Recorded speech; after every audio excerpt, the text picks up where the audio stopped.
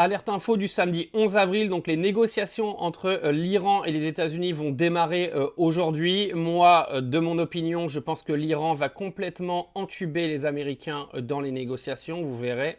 Alors d'après beaucoup d'experts militaires, il faut savoir que les États-Unis ont épuisé énormément de leur stock de missiles, que ce soit les missiles anti-aériens, que ce soit au niveau des avions de chasse, etc. Les Américains ont utilisé en gros 3, 4, voire 5 ans de production.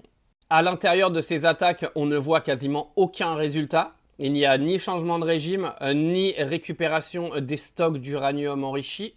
Avec en prime un détroit d'Ormuz qui est aujourd'hui sous total contrôle de l'Iran. Donc c'est un échec absolu de la part des Américains, même si Donald Trump vient vous expliquer qu'aujourd'hui c'est un énorme succès. Moi je vous dis que les négociations qui vont avoir lieu vont aller totalement dans le sens de l'Iran, tout simplement parce que les Américains ne peuvent pas rester sur place. Ils ont cru qu'avec tout ce qu'ils ont utilisé jusqu'à l'heure d'aujourd'hui, ils pourraient venir à bout de l'Iran et en gros réussir tous les objectifs qu'ils s'étaient fixés au départ.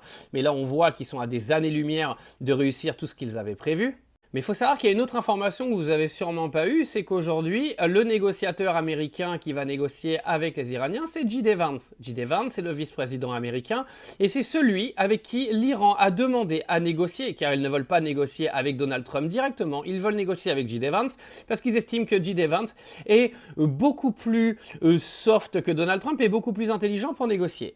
Et qu'est-ce qui s'est passé? Les Américains, ils ont envoyé J.D. Vance. Que ça vous plaise ou non, les défenseurs des Américains, l'Iran est en train de mettre une fessée aux États-Unis. Déjà mardi, avec toutes les menaces que les États-Unis avaient proférées à l'encontre de la civilisation iranienne, etc., on a vu que Donald Trump a arrêté son ultimatum en répondant positivement à une négociation sur 10 points qui allaient tous en faveur de l'Iran. Donc on sait très bien que ces menaces, c'était du bluff. Il doit être un très bon joueur de poker ou alors très mauvais.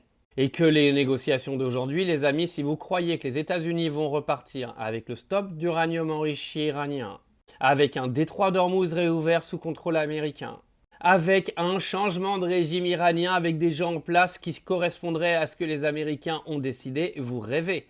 Les négociations, ils vont avoir lieu, il n'y a pas de problème, mais tout se finira quasiment aux conditions iraniennes, vous verrez. Mais Donald Trump viendra vous faire croire qu'il a gagné la guerre. Donc affaire à suivre sur les négociations d'aujourd'hui. Dans le reste des informations, Benjamin Netanyahou, le plus gros génocidaire que la Terre ait connu, est venu menacer l'Espagne. Maintenant, oui, parce que ça lui suffit pas en fait de menacer ses voisins, il faut qu'il aille menacer l'Espagne. Bravo à l'Espagne au passage qui ne s'est pas mis à genoux. Alors je vous tiens au courant dès qu'on en sait un peu plus sur les négociations. En tout cas, une chose est sûre les amis, et je terminerai la vidéo par là. Les États-Unis ne sortiront pas vainqueurs de ces négociations, loin de là, parce qu'aujourd'hui, ils n'ont absolument aucun pouvoir au début de ces négociations.